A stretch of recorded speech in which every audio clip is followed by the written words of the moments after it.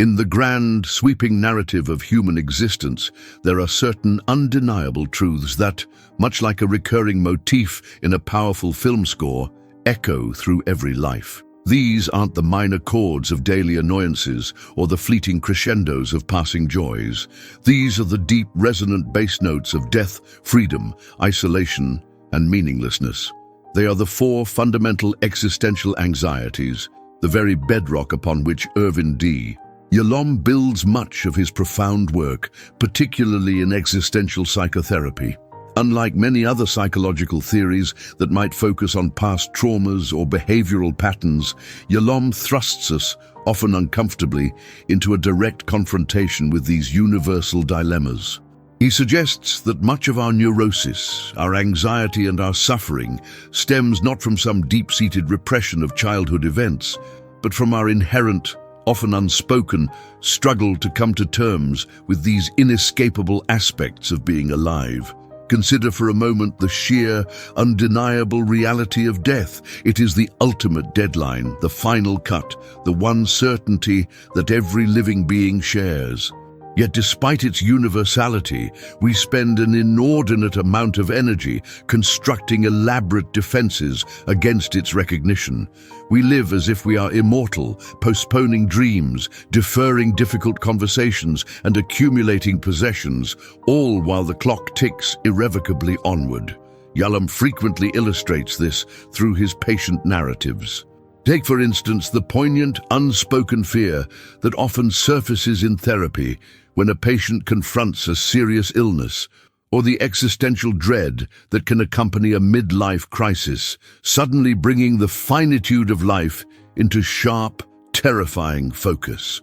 He argues that the awareness of death, rather than being solely a source of terror, can be a potent catalyst for a more authentic and vibrant life. When we truly internalize our mortality, priorities shift, trivialities fade, and there is an increased urgency to live fully, to connect deeply, and to pursue what genuinely matters. It's the ultimate call to action in the screenplay of our lives. Knowing the ending allows us to better write the middle. Then there is freedom, a concept so often celebrated, yet paradoxically a profound source of anxiety. We are condemned to be free, as the existentialists famously declared. This means that unlike a tree that simply grows or an animal that instinctively hunts, humans are constantly faced with choices, big and small, for which they are ultimately responsible. There is no predetermined script, no divine director dictating our every move. The weight of this freedom, the realization that we are the authors of our own lives, that our choices, or lack thereof, shape our very being, can be overwhelming. The blank page of possibility can be terrifying. This anxiety of freedom manifests in various ways: indecision, procrastination, a yearning for external authority to tell us what to do, or even the desire to merge so completely with a group or ideology that individual responsibility dissolves.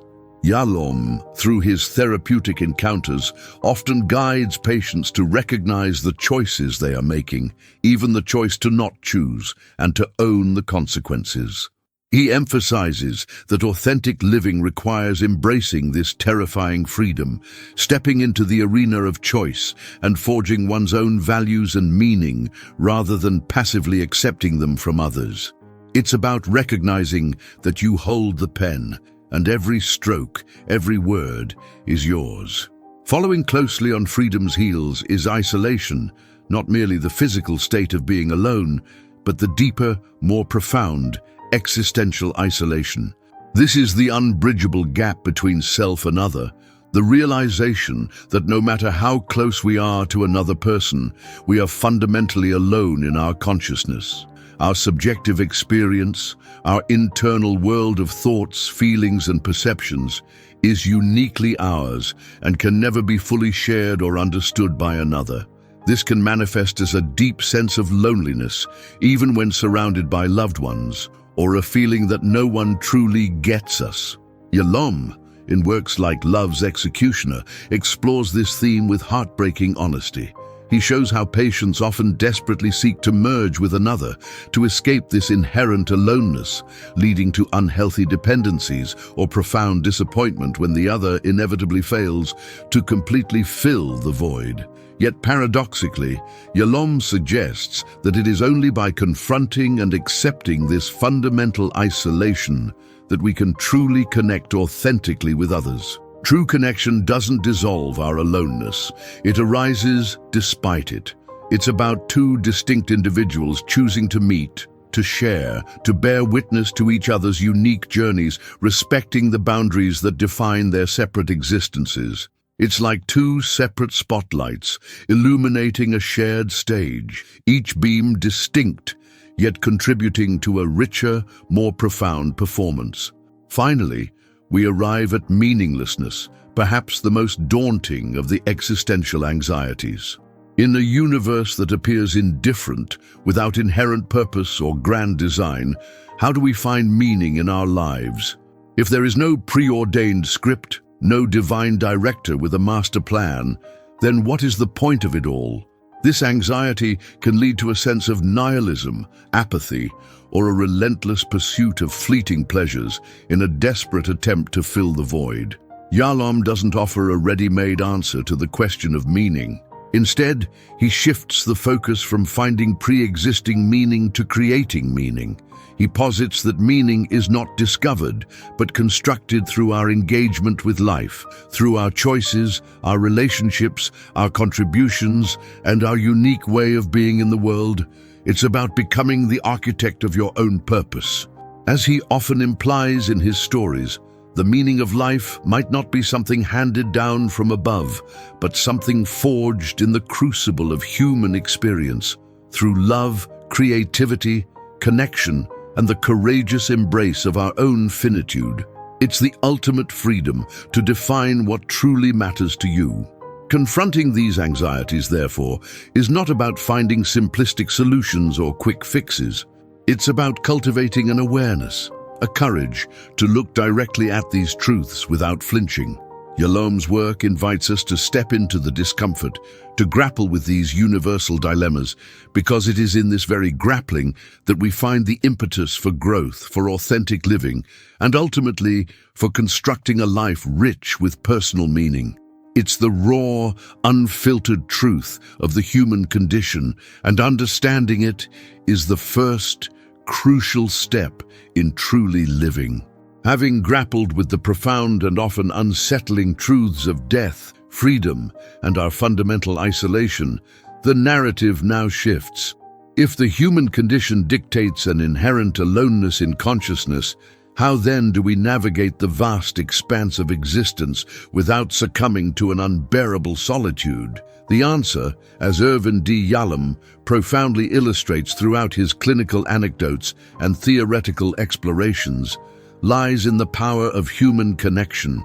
It is within the intricate tapestry of our relationships, be it with a therapist, a lover, a friend, or a community, that we often find the most potent antidote to existential despair and a fertile ground for cultivating meaning. This isn't about escaping our aloneness, but rather about finding a way to thrive despite it by authentically engaging with others. Yalom's work, particularly his insights into group therapy, underscore the transformative potential of shared human experience. He posits that much suffering arises from a sense of being unique in our pain, our fears, or our perceived flaws.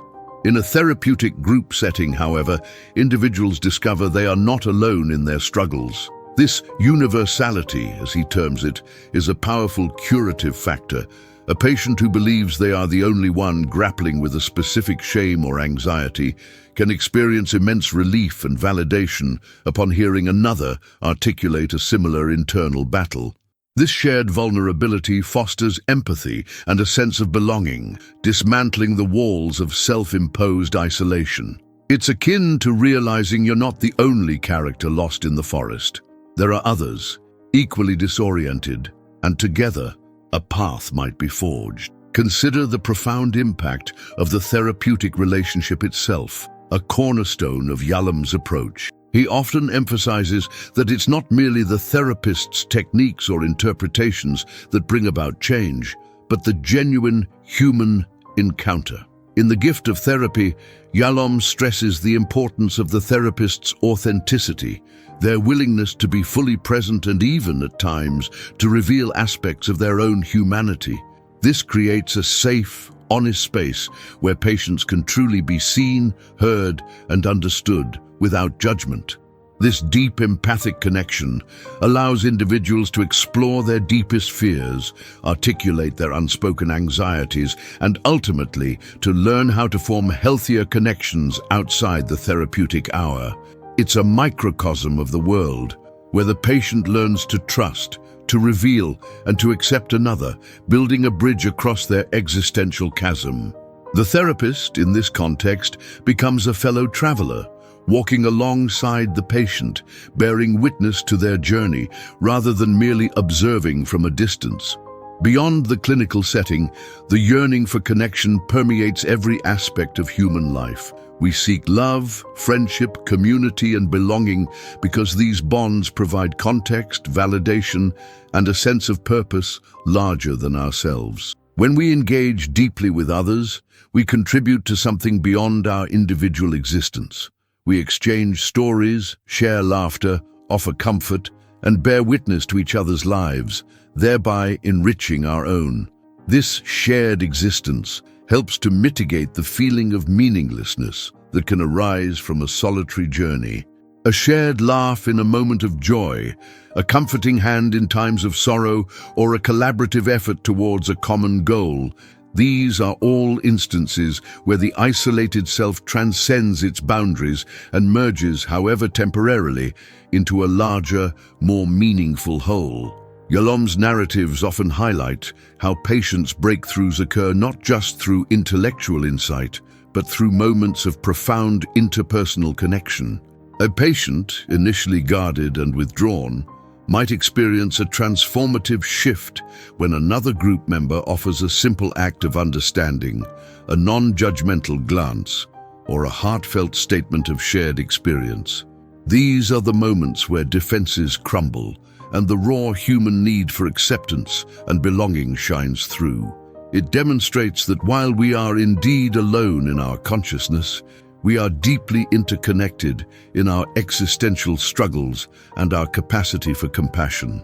Ultimately, the power of connection lies in its ability to provide a mirror, a sounding board, and a source of mutual support as we navigate the complexities of life. It allows us to feel less alone in our journey towards death, to exercise our freedom responsibly within a relational context, and to collaboratively construct meaning in a universe that doesn't inherently offer it. By daring to bridge the gap of existential isolation, by reaching out and allowing others to reach back, we not only alleviate our own suffering, but also contribute to the collective tapestry of human experience, making the grand narrative of life richer, more vibrant, and undeniably more meaningful.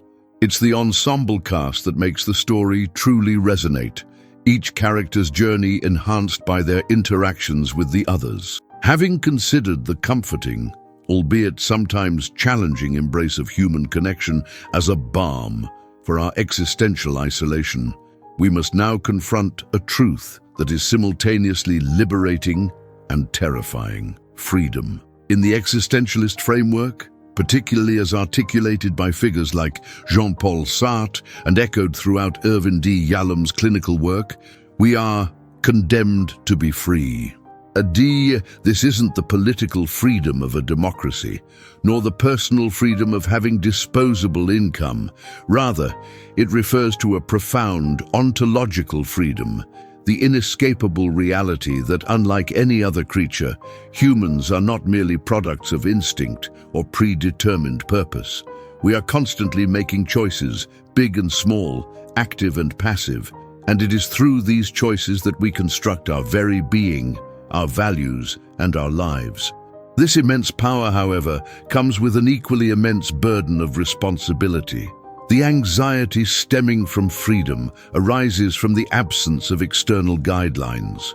If there's no divine blueprint, no pre-written script for our lives, then every decision, every action or even inaction is ultimately ours.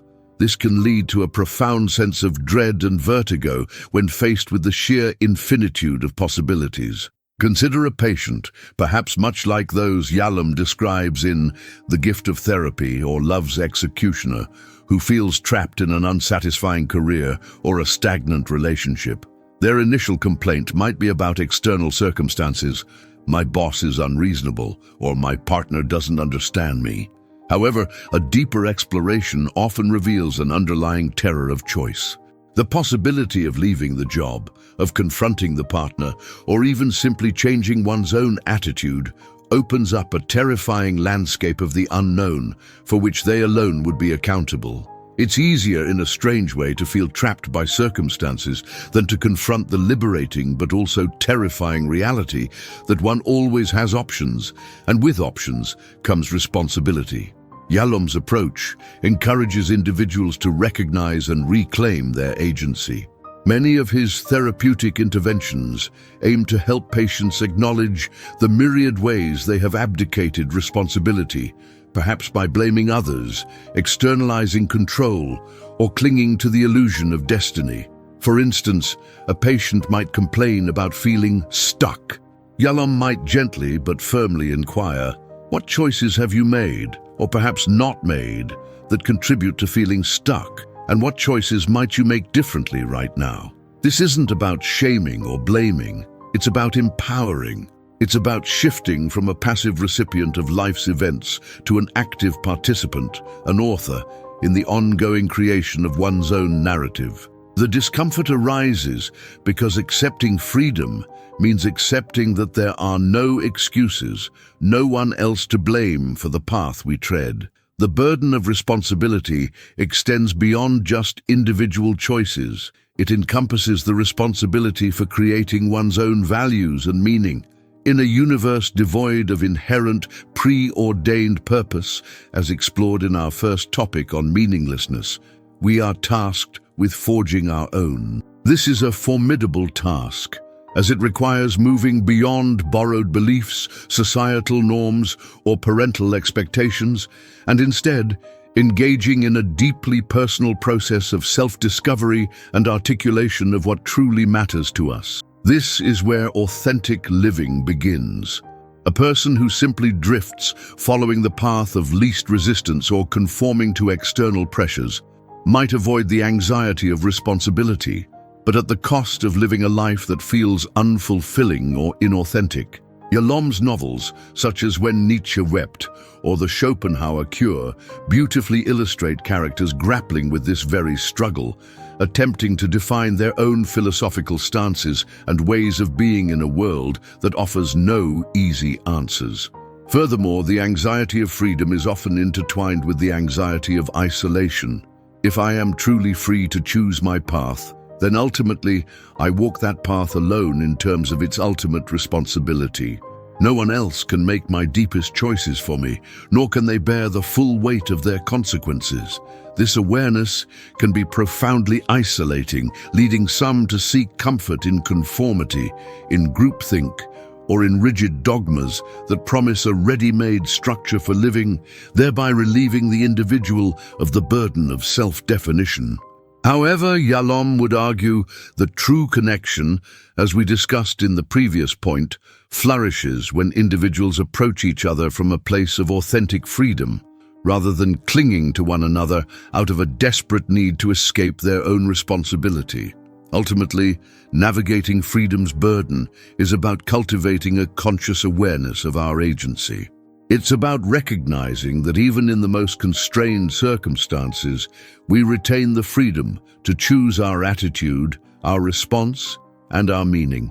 It's about moving from I can't to I won't, and understanding the implications of that shift. Yalom's work doesn't sugarcoat this challenge. Instead, he offers a compassionate yet firm invitation to embrace this terrifying freedom, to step into the driver's seat of our own lives, and to accept the responsibility that comes with being the author of our unique existential journey. It is in this courageous act of self-authorship that we find not only anxiety, but also the profound potential for genuine meaning and fulfillment. The script is blank, and the pen is in your hand.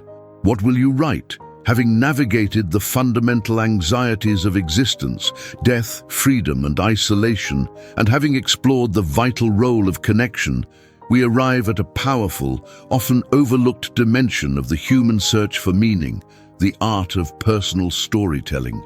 In a universe that, as we've discussed, does not inherently provide meaning, humans possess a unique capacity to create it, and a primary vehicle for this creation is the narratives we construct about our lives.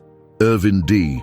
Yalom, renowned for his ability to weave compelling stories into his therapeutic works, implicitly and explicitly champions this idea that therapy is, in many ways, a process of rewriting, editing, and ultimately authoring a more empowering and meaningful personal narrative. Think of it this way: from the moment we can speak, we begin to form a story about ourselves. Who are we?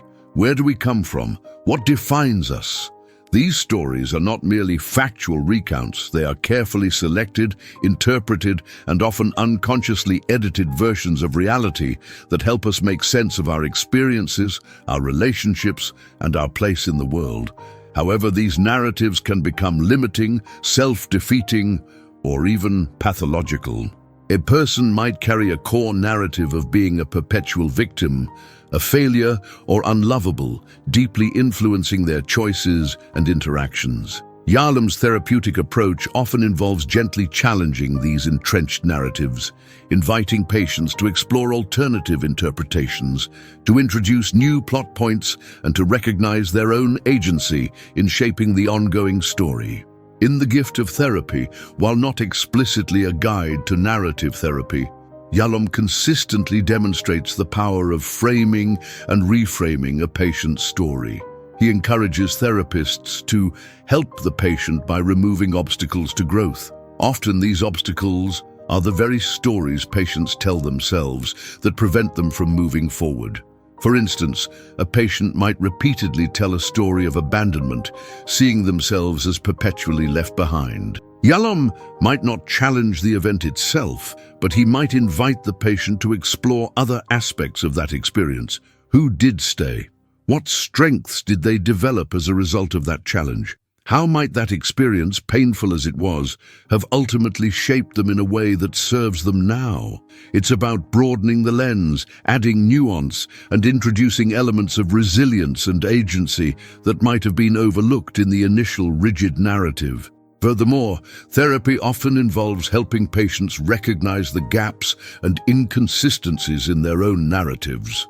We are prone to telling ourselves simplified versions of complex events, sometimes to protect ourselves from pain, sometimes to maintain a consistent, even if unhealthy, self-image.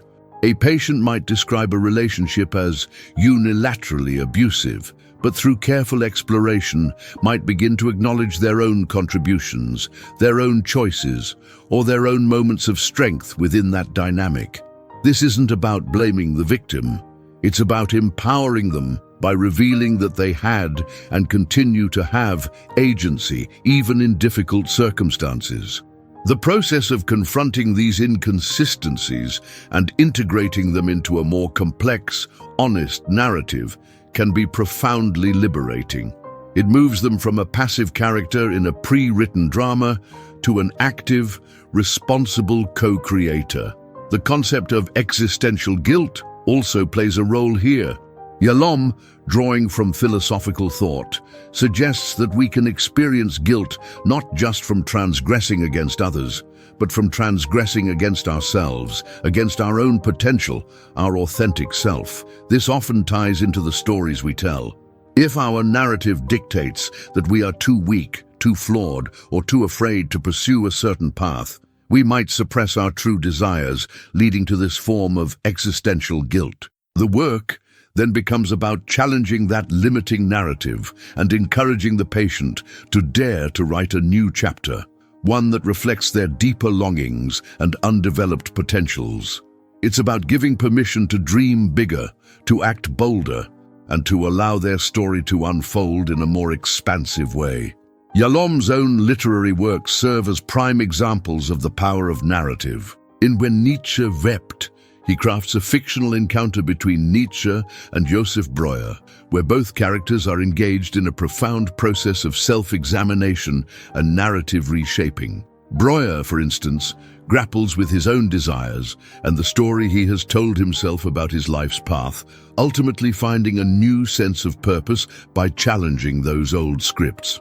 Similarly, in The Schopenhauer Cure, a therapy group confronts their various life dilemmas, often by sharing their personal histories and discovering how their individual narratives intersect and reflect universal human struggles. These fictional explorations highlight how powerful it is to externalize one's story, to examine it from different angles, and to allow it to evolve in the presence of others. In essence, crafting your narrative is an ongoing, dynamic process. It's not about fabricating a false story, but about discovering the richer, more complex, and more empowering truths embedded within your lived experience. It involves owning your past, recognizing your present agency, and consciously envisioning your future. By engaging in this deeply personal act of storytelling, we actively participate in the creation of our own meaning, transforming life's raw, often chaotic, material into a coherent, purposeful, and profoundly personal work of art. The pen is perpetually in our hand, and the blank pages of tomorrow await our courageous script. While much of Irvin D. Yalom's celebrated work is rooted in the intimate, often intense confines of the therapeutic hour, the profound insights he offers into the human condition are far from confined to the psychiatrist's couch. In fact, the existential anxieties of death, freedom, isolation, and meaninglessness are not abstract philosophical constructs reserved for academic debate or clinical diagnosis. They are the recurring, often subtle, yet deeply impactful undercurrents of our everyday existence. Life itself, in its unpredictable ebb and flow, constantly presents us with myriad opportunities, both grand and mundane, to encounter these fundamental truths. Understanding this allows us to see the world through a richer, more compassionate lens, recognizing the universal struggles that bind us all. Consider the pervasive anxiety surrounding death, not just in its dramatic manifestations like a sudden illness or a natural disaster, but in its quieter daily whispers. It appears when we notice a new wrinkle, a persistent ache, or the passing of a beloved pet. It surfaces when we attend a distant relative's funeral, even if we barely knew them, reminding us viscerally of our own finitude. We might feel it as a fleeting pang when scrolling through old photographs, witnessing time's relentless march. This everyday awareness of impermanence often fuels our drive. The sudden urge to take that trip, to tell someone we love them, or to finally start that passion project. It's the background hum that propels us forward, urging us to make the most of the limited time we have, even if we seldom consciously label it as death anxiety. Yalom's patients often come to terms with mortality not just through deep self-reflection, but through their everyday experiences of aging, loss, and the simple passage of time. Similarly, the burden of freedom plays out in countless daily scenarios. Every morning, from the moment we decide whether to hit the snooze button or to seize the day, we are exercising choice. The anxiety emerges not in the monumental decisions of career shifts or marital commitments, but in the seemingly innocuous ones. What to eat for lunch, which route to take to work, or how to respond to a casual email. Each choice, however small, carries the weight of responsibility, the knowledge that we could have chosen differently, and that our choice contributes to the unfolding narrative of our lives. This can lead to procrastination, indecision, or the endless pursuit of external validation, all ways in which we attempt to offload the terrifying weight of being the primary author of our own existence. A conversation with a friend about their indecision over choosing a paint color, or a colleague's constant need for approval on minor tasks, are everyday echoes of the deep, existential dread of unqualified responsibility. Then there is existential isolation, felt not just in moments of profound loneliness, but in the subtle ways we experience a fundamental separateness even amidst connection. Think of a family dinner where everyone is physically present, yet each person is lost in their own thoughts, unable to truly bridge the gap of subjective experience. Or consider walking through a bustling city street, surrounded by thousands, yet feeling utterly anonymous and unobserved. This isolation can be experienced in the private moments of unique joy or sorrow that no one else can fully grasp, even if they empathize. It's the realization that while others can stand beside us, they can never truly stand inside our personal consciousness. This is why small acts of genuine understanding and empathy in daily interactions, a listening ear from a friend, a shared moment of vulnerability with a partner, feel so profoundly validating. They don't erase the isolation, but they offer momentary, powerful bridges across the chasm, reminding us that while we are alone, we are not lonely in our aloneness. Finally, the search for meaning is an omnipresent, albeit often unconscious activity in our daily lives. It's in the deep satisfaction derived from a hobby, whether it's gardening, painting, or coding, because these activities provide a sense of purpose and mastery. It's in the joy of caring for a loved one, finding purpose in their well-being. It's in the quiet satisfaction of a job well done, even if it's not a grand profession, because it offers a sense of contribution and competence. Meaning isn't some elusive philosophical prize. It's woven into the fabric of our everyday engagements. The barista who takes pride in crafting the perfect coffee, the volunteer who dedicates an hour to a local charity, the parent who finds joy in their child's laughter, all are, in their own unique ways, actively constructing meaning through their actions and their presence in the world. Yalom would argue that these small acts, imbued with intention and care, are precisely how we answer the ultimate question of purpose. Ultimately, beyond the couch means recognizing that life itself is the most profound existential classroom. Every interaction, every decision, every moment of joy or sorrow carries the potential for a deeper encounter with ourselves and our place in the universe.